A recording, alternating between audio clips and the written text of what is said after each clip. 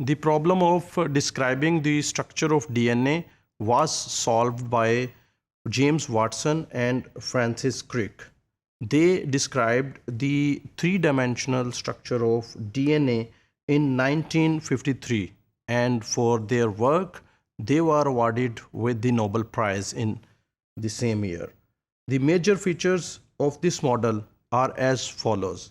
So they described that DNA consists of two helical polynucleotide chains.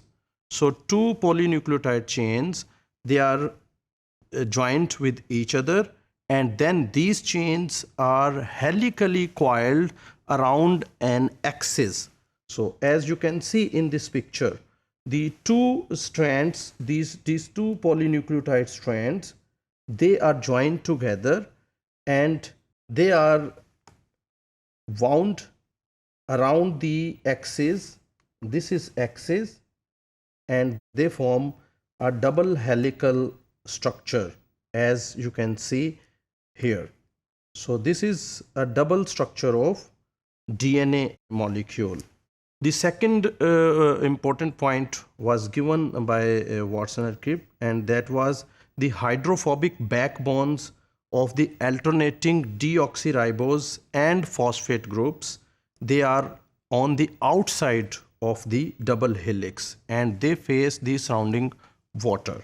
You can see in this picture, these are the alternating phosphate and pentose. Phosphate, pentose, they lie on the outside of this double helix, while these bases, they stack inside the structure, inside the duplex. Next, the pairing and coiling of the two strands of DNA, they create a major groove and a minor groove on the surface of the helix. And in this picture you can see this is a major groove and this is a minor groove. These two grooves are made because two strands, they first join together and they both coil around an imaginary axis, a single axis, and they form two grooves, major groove and the minor groove. Each nucleotide base of one strand is paired in the same plane with the base of the other strand. So as you can see in this picture, the T is attached with A, and similarly C is attached with G inside the helix. The next important point which they describe that G will always pair with C while A will always pair with T. Why?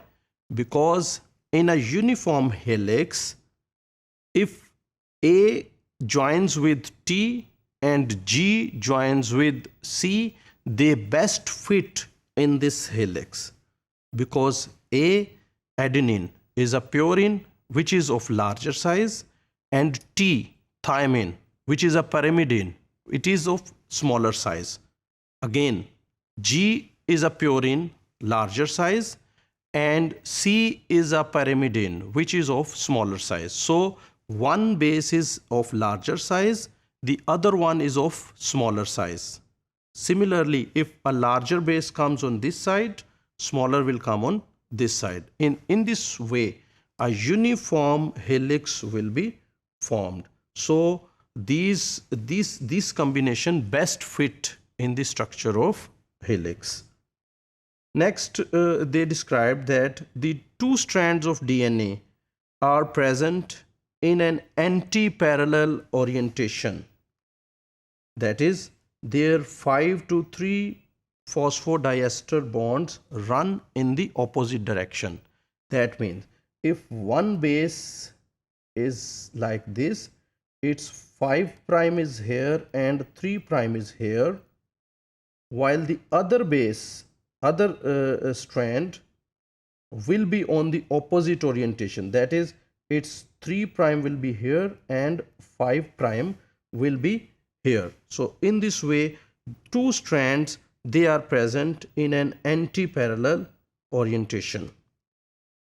Finally, they also described that the two anti-parallel strands are complementary to each other. This means if A is present in one strand, T will be present in the other strand.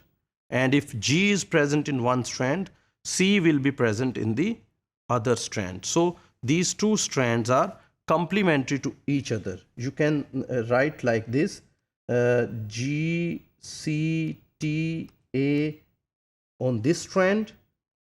On the other strand, it will be C, G, A, T. So this is called complementary base pairing.